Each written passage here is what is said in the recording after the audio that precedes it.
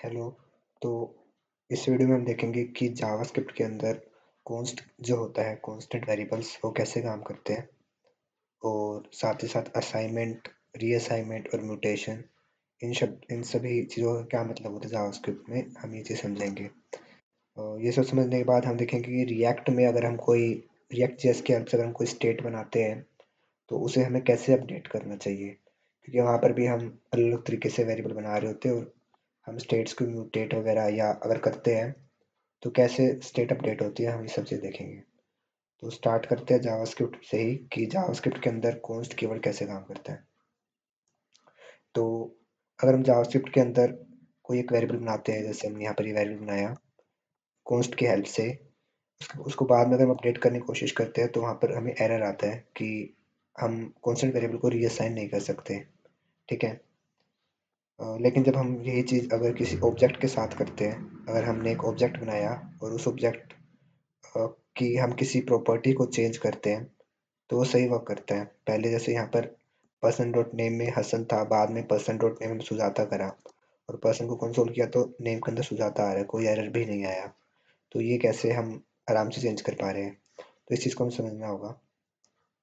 तो जावास्क्रिप्ट के अंदर अगर कोई हमें वैलिड जावास्क्रिप्ट का प्रोग्राम बनाना है तो अगर हम सिर्फ इतना भी लिख देंगे तो हमारा एक वैलिड जावास्क्रिप्ट का प्रोग्राम है पड़ा, या फिर हम सिर्फ एक एरे बना देंगे तो ये भी एक जावास्क्रिप्ट का एक वैलिड प्रोग्राम है। ठीक है। हम क्या करते हैं कि ये जो हमने एक डेटा यहाँ पर हमने जो क्रिएट करा है, इस डेटा को हमने क्रिएट तो कर लिया लेकिन हम इसको बाद में एक्सेस नहीं कर सकते हैं। बेसिकली उन उसी डेटा को एक्सेस करने के लिए हम वेरिएबल्स बनाते होते हैं। हम क्या करते हैं, वेरिएबल्स का यूज़ करते हैं। Variables allow us to stick a label on the stuff we create so that we can reference it later. जैसे कि हमने यहाँ पर एक ये एरे बनाई, उस एरे को हमने यहाँ पर स्टोर करवा लिया फ्रूट्स नाम के वेरिएबल के अंदर, और फिर बाद में हम उसे यूज़ कर पा रहे हैं। ठीक है। बस एक्सेस करने के लिए ही हम वेरिएबल्स का यूज़ करते हैं। ठीक है। और अगर हम ऐसे सोचें कि हमारा प्रोग्राम कैसे एग्जीक्यूट हो रहा है, कि हमारा प्रोग्राम एग्जीक्यूट होता हो राइट से लेफ्ट, तो ऐसा नहीं है। हमारा प्रोग्राम लेफ्ट से राइट एग्जीक्यूट होता है। पहले यहाँ पर एरे बनी है और फिर बाद में फ्रूट्स नाम के वेरिएबल में वो फ्रूट्स नाम का जो वेरिएबल है वो उसको रेफरेंस कर पा रहा है। ठीक है। तो आगे आते हैं। अगर अब देखते हैं हम हमारे वेरिएबल्स जो कि रेफरेंस कर रहे हैं किस डेटा को, अगर हम हमारे वेरिएबल्स को अपडेट कर देते हैं तो क्या होता है। When we use let keyword to create a variable, we are able to change which thing that label refers to। ठीक है। तो जैसे हमने स्टार्टिंग में एक फ्रूट्स नाम का एक एरे बनाई, उसको हमने फ्रूट्स नाम के वेरिएबल में सेव करवा दिया। अब जो हमारा वेरिएबल है वो बना है लेट कीवर्ड की हेल्प से। तो हम बाद में जब भी ऐसे कोड लिखेंगे ना, फ्रूट्स इक्वल्स टू ड्यूरेशन, बाद में हमने इस एरे पे अगर हमने पॉइंट करवा दिया तो उससे होगा क्या कि जो हमारा फ्रूट्स नाम का जो वेरिएबल है वो अब पहले वाले डेटा पे रेफरेंस ना करके इस नए वाले डेटा पे रेफरेंस करेगा। जैसे मैं इस पे क्लिक कर रहा हूँ तो कोई इसे नए वाले डेटा पे रेफरेंस किया, लेकिन जो पहले वाला जो डेटा था ना वो वैसे का वैसा मेमोरी में किसी जगह पर पड़ा रहेगा। बस जो नया डेटा जो मेमोरी में जो बना है ना, हमारे वेरिएबल उसको रेफरेंस करेगा। ठीक है। तो लेट लेट कीवर्ड से हम ये चीज़ कर सकते हैं। हमने एक बार डेटा बना करके वेरिएबल में अगर सेव करवा दिया तो हम बाद में भी उस वेरिएबल को किसी और डेटा पर रेफरेंस करवा सकते हैं। कुछ इस तरीके से अलग अलग डेटा टाइप भी हम डाल सकते हैं। ठीक है। इसी चीज़ को हम बोलते हैं रीअसाइनमेंट। ठीक है। तो ये चीज़ समझ में आ गई जब हमने लेट की हेल्प से ऐसा करा हुआ है। एंड अब हम आते हैं, जब हमने अगर अपना वेरिएबल कॉन्स्ट की हेल्प से किया होता तो क्या होता। तो जब हम कॉन्स्ट की हेल्प से करते हैं तो हम बेसिकली हमारा जो वेरिएबल है ना, जो हमारा लेबल है जो डेटा को पॉइंट कर रहा है, हम हमारे वेरिएबल को कह रहे हैं कि एक बार अगर तू किसी डेटा से बाइंड हो चुका है, अगर किसी डेटा को रेफरेंस कर रहा है तो तू किसी और डेटा को रेफरेंस नहीं कर सकता। ठीक है। अब जैसे मैं इस पर मैं क्लिक नहीं कर सकता हूँ नीचे वाले इन बटन्स पर। तो यही बात है कि जो वेरिएबल्स कॉन्स्ट के आप जब क्रिएट करते हैं वो रीअसाइन नहीं हो सकते हैं। ठीक है। तो ये तो होगा कि कॉन्स्ट वाले वेरिएबल रीअसाइन नहीं हो सकते, लेकिन एक जो इम्पोर्टेंट डिफरेंस होता है कि कॉन्स्ट के जो वेरिएबल्स बने हुए हैं उसके हेल्प से हम डेटा को रीअसाइन नहीं कर सकते, लेकिन हम डेटा को म्यूटेट कर सकते हैं। म्यूटेट का मतलब क्या होता है कि जो एग्जिस्टिंग वेरिएबल है ना उसके अंदर हम चेंजेस कर सकते हैं। सॉरी, एग्जिस्टिंग जो डेटा है ना उसके अंदर चेंज कर सकते हैं। हम डेटा के अंदर हम किसी चीज़ को ऐड कर सकते हैं, रिमूव कर सकते हैं, उसे कोई अपडेट कर सकते हैं। ठीक है। तो उस चीज़ को हम बोलते हैं म्यूटेशन। ओके। तो हमारा अगर ये कॉन्स्ट की हेल्प से हमने एक वेरिएबल बनाया है और वो इस डेटा को रेफरेंस कर रहा है, तो हम इस जो एरे है इसके अंदर एप्पल को हटा सकते हैं, एप्पल की जगह कोई और फ्रूट भी डाल सकते हैं, इस टाइप से। ठीक है, इसको हम म्यूटेशन बोलते होते हैं।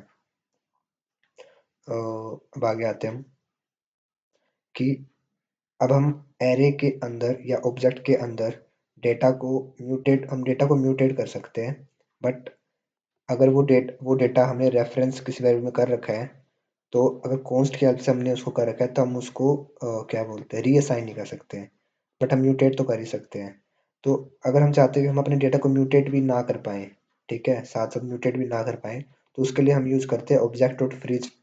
एक मेथड है, उसके अंदर अगर हम अपना डेटा प्रोवाइड कर देते हैं, तो वो जो डेटा जो है ना, उसको हम म्यूटेट नहीं कर सकते हैं। ठीक है, म्यूटेट हम नहीं कर सकते हैं।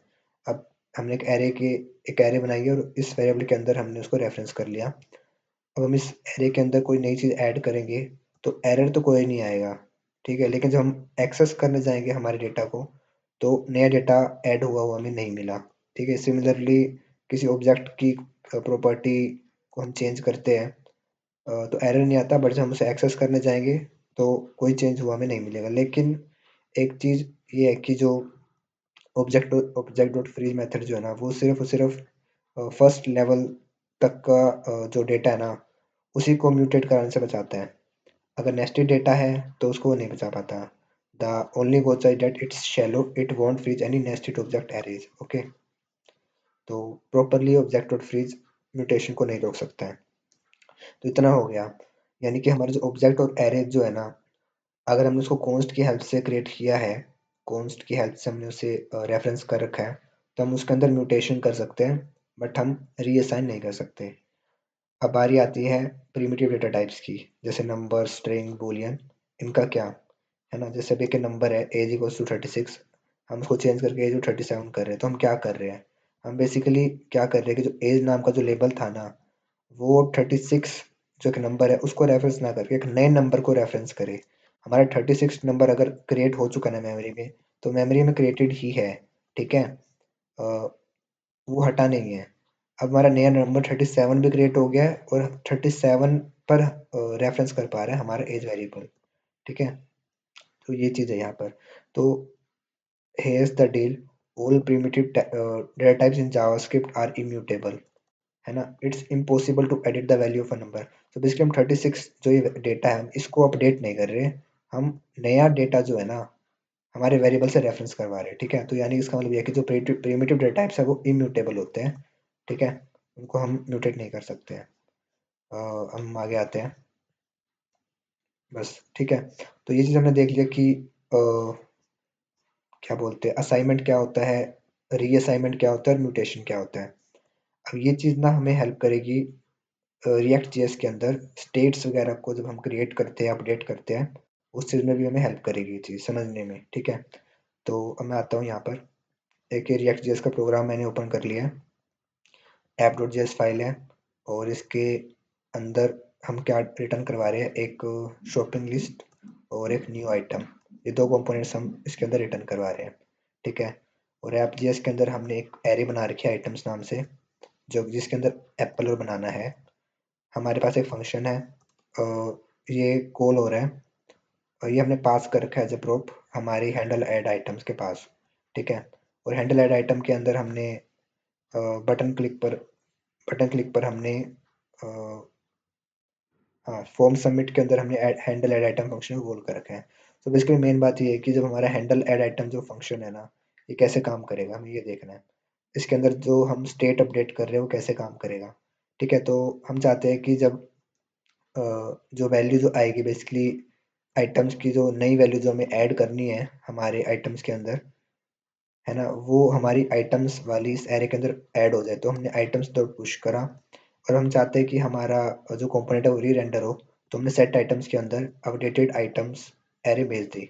बट होगा क्या कि ये करने पर भी हमारा कंपोनेंट री रेंडर नहीं होगा। इसका रीज़न क्या है कि जो हमारा रिएक्ट है ना, रिएक्ट के अंदर जो हमारा स्टेट अपडेटर फंक्शन है, जैसे हमारा स्टेट अपडेटर फंक्शन है सेट आइटम्स, इसके अंदर हमने भेज तो the updated array, but still जो एरे जो है ना, एरे का जो मेमोरी एड्रेस है वो सेम है। हमने नई एरे नहीं भेजी है, हमने सेट आइटम जो स्टेट अपडेटर फंक्शन है उसको हमने सेम रेफरेंस वही डेटा प्रोवाइड किया है जो कि एक्चुअली पहले था, बस वो म्यूटेटेड डेटा है। ठीक है, तो जैसे जावास्क्रिप्ट और हमारे जो रिएक्ट है ना, उसको ऐसा लगेगा कि हमने तो सेम रेफरेंस पास कर दिया हमारे स्टेट अपडेटर फंक्शन के अंदर, तो वो हमारे जो कंपोनेंट है उसको री रेंडर नहीं करेगा, उसे पता ही नहीं चलेगा कि कंपोनेंट में कुछ चेंज भी हुआ है। ठीक है, इस वजह से हमारा जो कंपोनेंट है ना वो इस केस में री रेंडर होगा ही नहीं।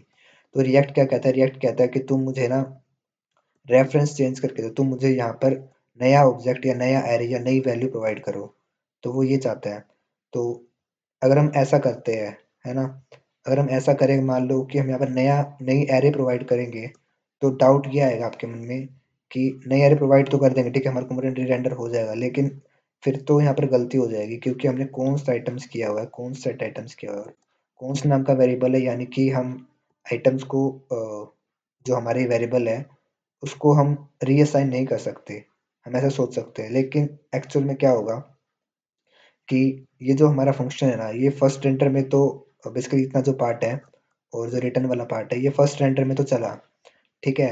आज जो हमने बटन पे क्लिक करा, हमारा ये फंक्शन चला है ऐड आइटम सेट आइटम्स, तो इसके अंदर जो हमने ये जो स्टेट अपडेटर फंक्शन से जो हमने वैल्यू जो पास करी है ना, वो होगा क्या कि रिएक्ट जो है ना अपनी इंटरनल मेमोरी के अंदर चेक करेगा कि हाँ उसे नया रेफरेंस मिला है, तो वो क्या करेगा, वो दोबारा से इस फंक्शन को चलाएगा, पूरे के पूरे फंक्शन को। तो जब वो दोबारा से इस फंक्शन को चलाएगा ना, तब वो दोबारा से items variable set items function को क्रिएट करेगा। तो एक्चुअल में उसने इस आइटम्स को कभी चेंज किया ही नहीं है, उसने तो दोबारा से पूरा का पूरा फंक्शन ही चला दिया, सारे के सारे वेरिएबल्स और फंक्शन दोबारा से क्रिएट कर दिए हैं।